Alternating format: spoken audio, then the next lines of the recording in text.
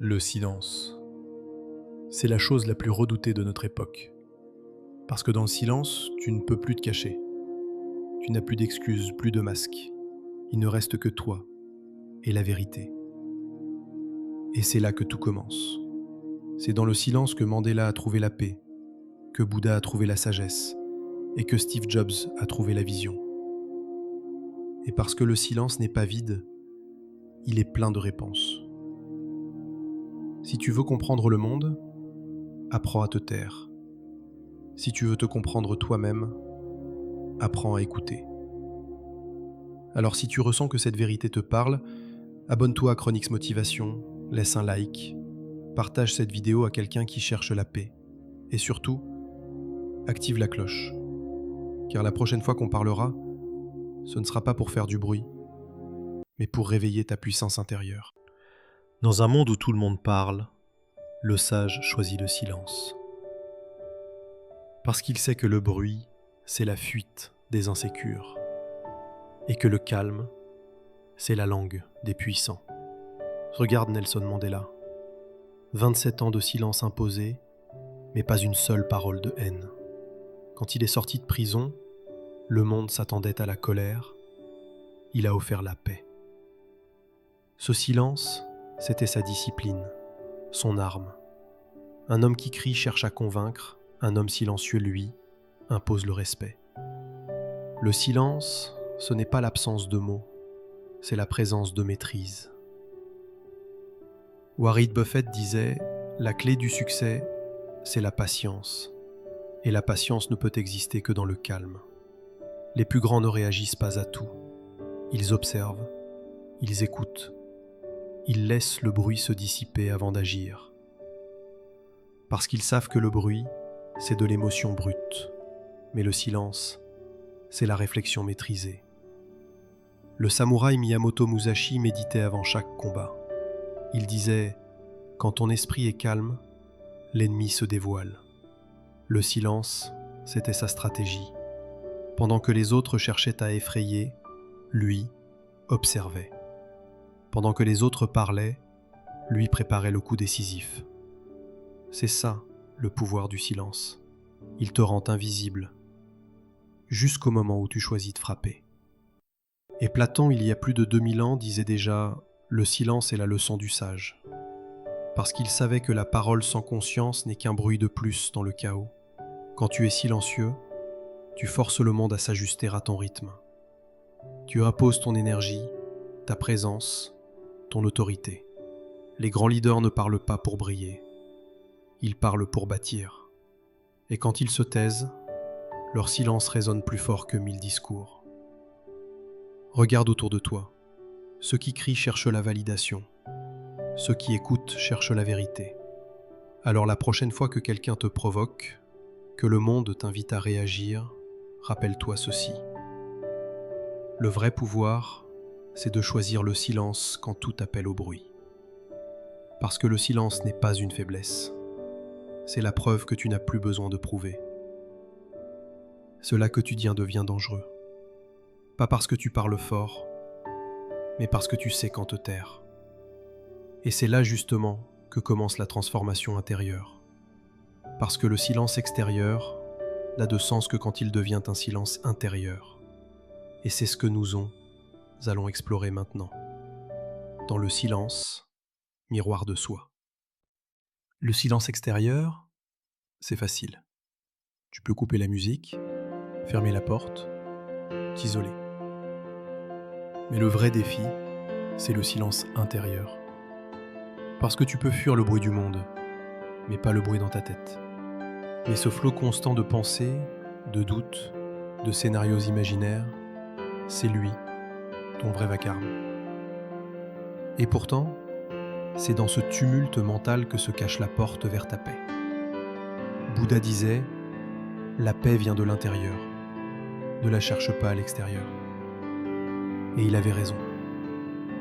Quand tu apprends à te taire à l'intérieur, le monde extérieur perd son pouvoir sur toi. C'est dans ce silence-là que tu découvres qui tu es vraiment. Pas ce que tu montres, pas ce que tu postes, pas ce que tu fais, mais ce que tu ressens quand tout s'arrête. Ce moment où tu te regardes sans filtre, sans rôle, sans bruit. Et tu réalises, le silence n'est pas un vide, c'est un miroir.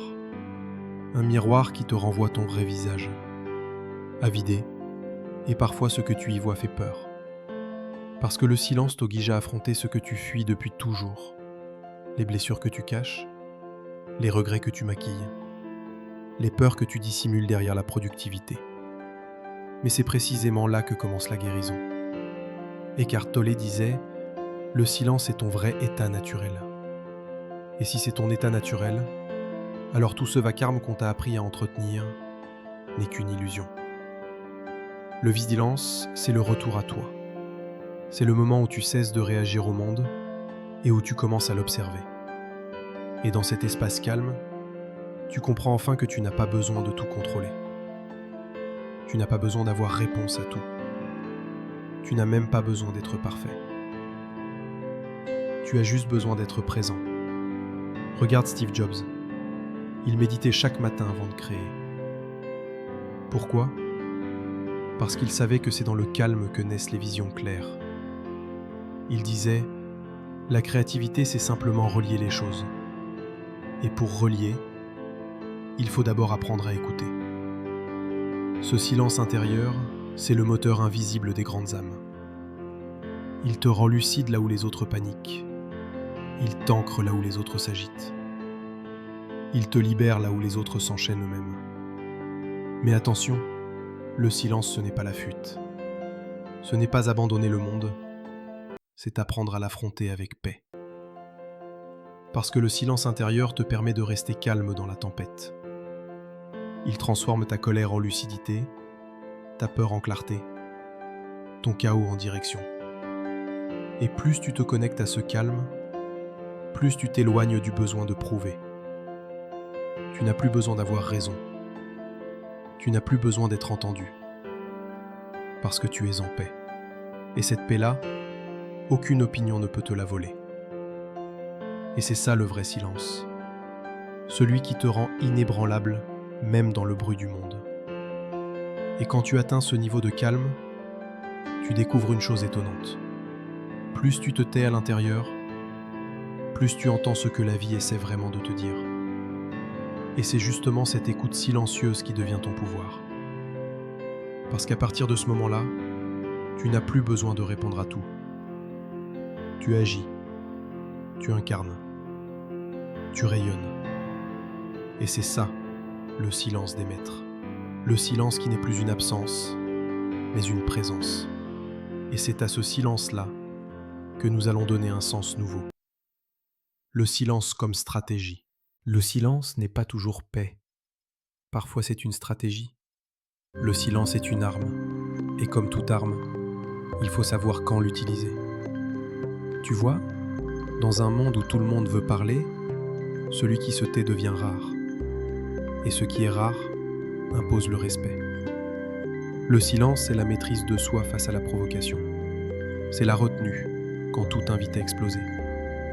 C'est la hauteur quand tout le monde s'abaisse. C'est pour ça que Barack Obama faisait toujours une pause avant de répondre. Tu te souviens ? Ce léger silence avant chaque phrase. C'était pas de l'hésitation, c'était du contrôle. Parce que dans ce court silence, il prenait le pouvoir sur la pièce. Le silence est une forme de leadership. Quand tu ne réagis pas dans l'émotion, tu montres que tu es guidé par ta vision, pas par tes nerfs. Et c'est là que beaucoup se trompent. Ils pensent que répondre vite, parler fort, c'est montrer de la force. Non, c'est souvent une preuve de peur. Le vrai pouvoir, c'est de rester calme pendant que tout s'agite autour de toi. Elon Musk, lui, a compris ça. Quand on le critique, il se tait. Quand on le sous-estime, il avance. Pas un mot, juste des actions.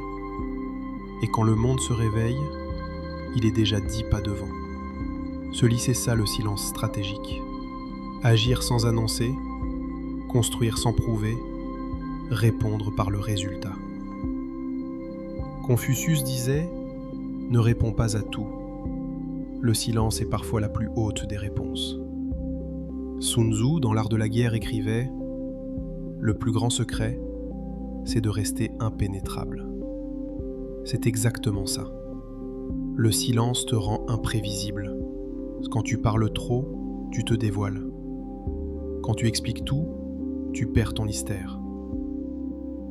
Mais quand tu restes silencieux, tu deviens impossible à lire. C'est là que ton pouvoir grandit. Parce que le silence intrigue, il dérange, il fait réfléchir. Les grands stratèges ne cherchent pas à être compris. Ils laissent les autres deviner. Et pendant que les autres parlent, eux avancent. Regarde les entrepreneurs, les artistes, les leaders. Ceux qui réussissent le plus sont souvent ceux qu'on entend le moins. Leur silence, c'est leur protection. Parce que dans le bruit, on perd la clarté. Mais dans le calme, on voit venir chaque mouvement. Le silence, c'est aussi la patience en action. Tu ne réponds pas tout de suite. Tu laisses le temps faire son travail. Tu observes. Tu apprends. Et quand tu frappes juste. Le silence, c'est l'art d'économiser ton énergie pour le bon moment.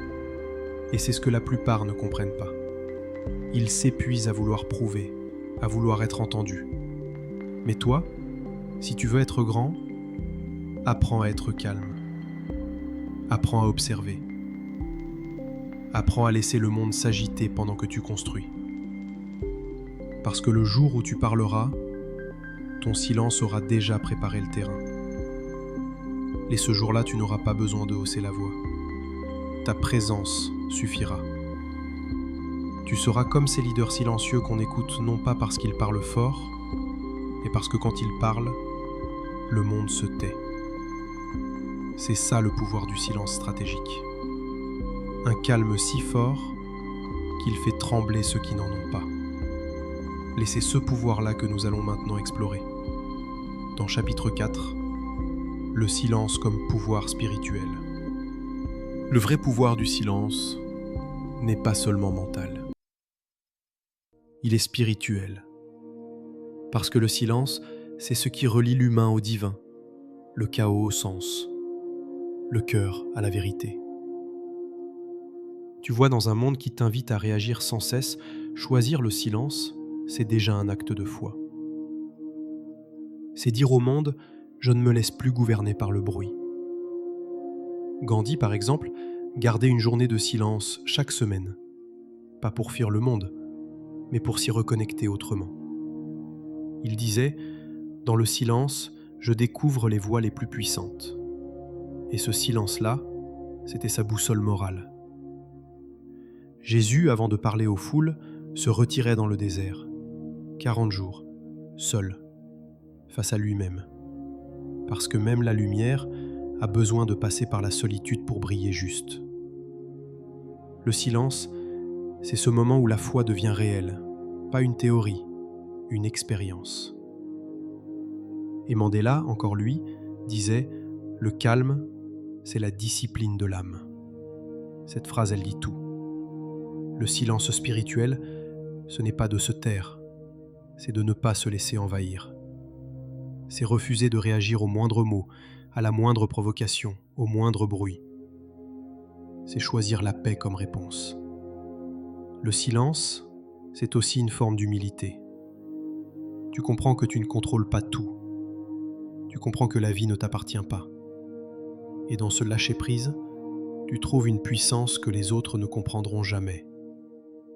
C'est parce qu'ils cherchent à dominer, pendant que toi tu apprends à t'accorder.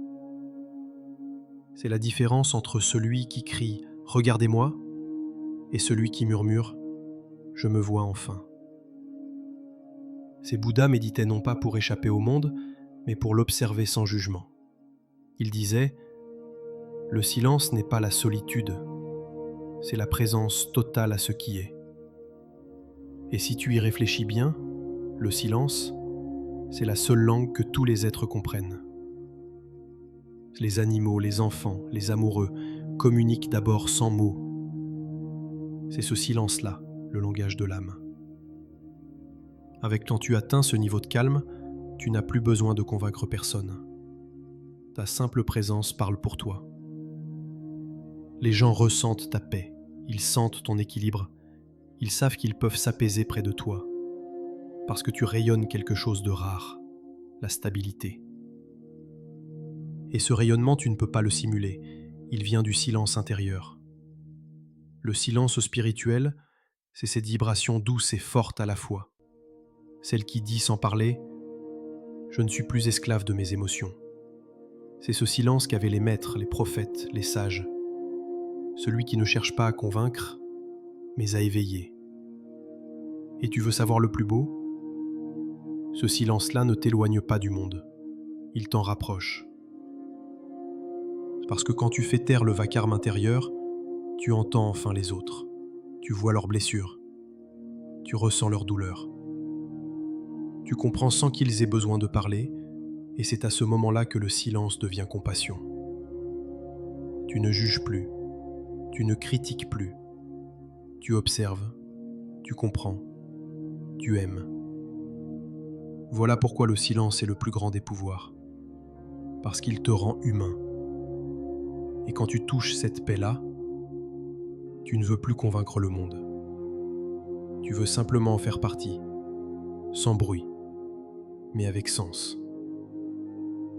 Et c'est ce sens-là que nous allons explorer, dans le dernier chapitre.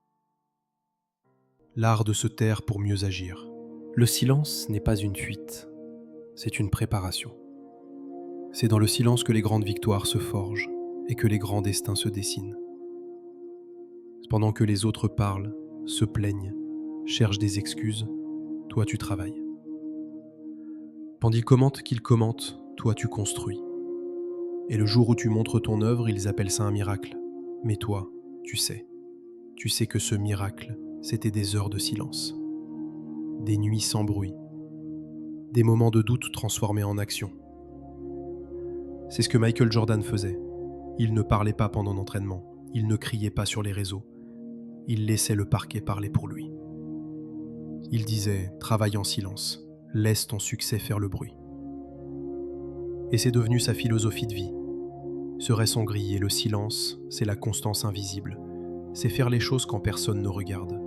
C'est répéter les gestes, encore et encore, jusqu'à ce que le monde te prenne pour un génie, alors que toi, tu sais juste être discipliné.